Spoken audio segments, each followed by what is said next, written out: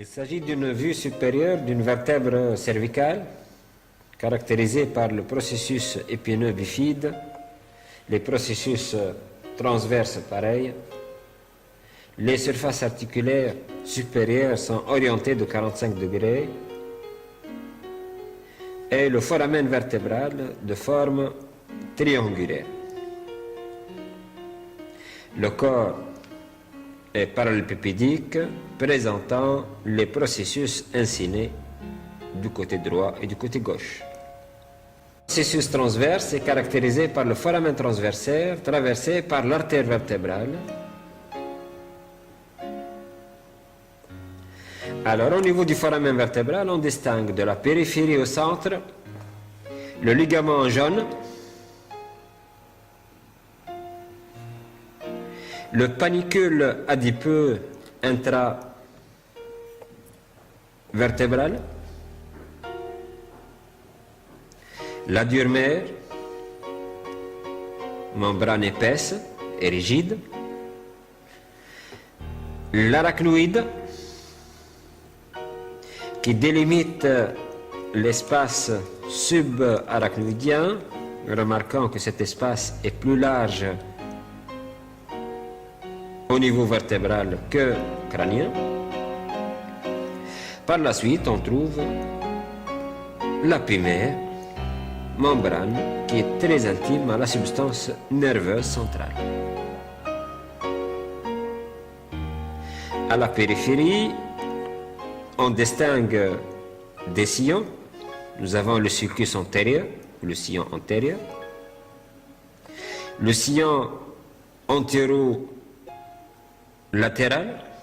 le sillon postéro-latéral, le lieu d'émergence des radicules des nerfs spinaux, et le sillon postérieur.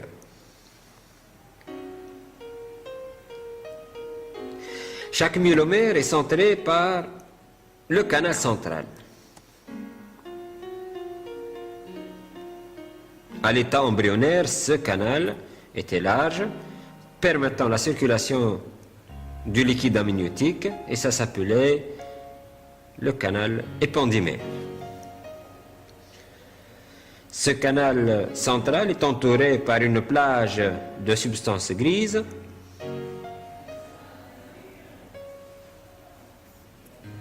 ayant une forme particulière au niveau de chaque segment de la moelle spinale, en forme de papillon au niveau cervical et lombaire, et en forme de H au niveau thoracique. La substance grise est constituée par une corne antérieure qui se caractérise par son bord dentelé, large, de forme carrée,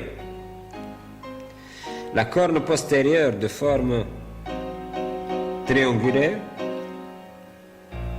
et la région intermédiaire latérale entre les deux cornes antérieures et postérieures.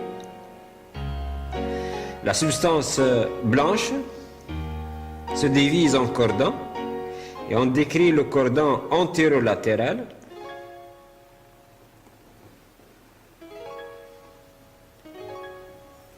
et le cordon postérieur.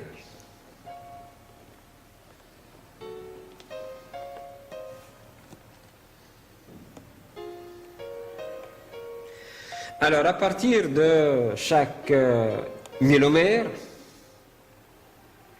naissent deux nerfs spinaux, et chacun naît par deux racines, une racine antérieure motrice et une racine postérieure sensitive. Sur le trajet de la racine postérieure se trouve un renflement, c'est le ganglion sensitif spinal. Après un court trajet dans le foramen intervertébral, les deux racines se réunissent pour former, sur un très court trajet, le nerf spinal. Il devient donc mixte. Et à sa sortie du foramen intervertébral, le nerf spinal se divise en deux rameaux.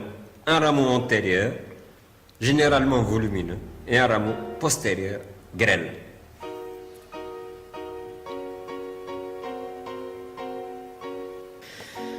La moelle spinale n'a réellement un aspect homogène.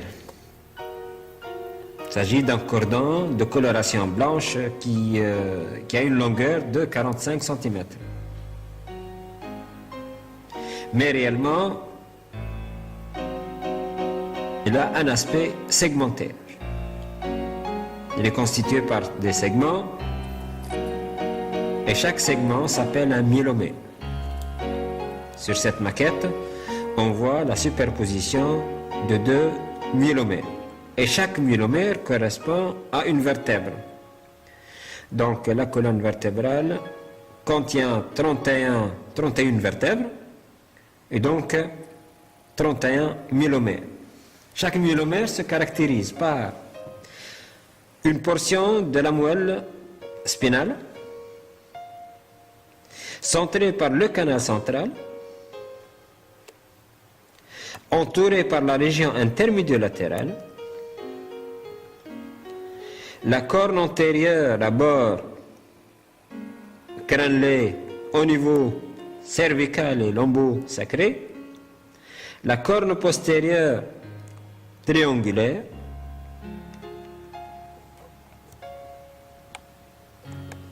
à partir de la corne antérieure naissent les radicules qui forment la racine antérieure motrice et la corne postérieure reçoit les radicules parvenant des ganglions spinaux, du ganglion spinal correspondant, et les deux racines fusionnent, se réunissent pour former le nerf spinal. La composante blanche se constitue par le cordon antérolatéral. Ce sont des neurofibres qui sont perpendiculaires à la section de la moelle spinale, qui relient les myélomères entre eux, donnant un aspect homogène à la moelle spinale.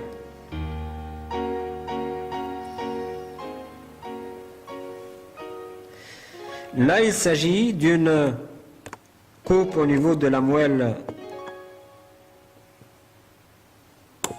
sacro-lombaire qui se caractérise par son aspect ovalaire.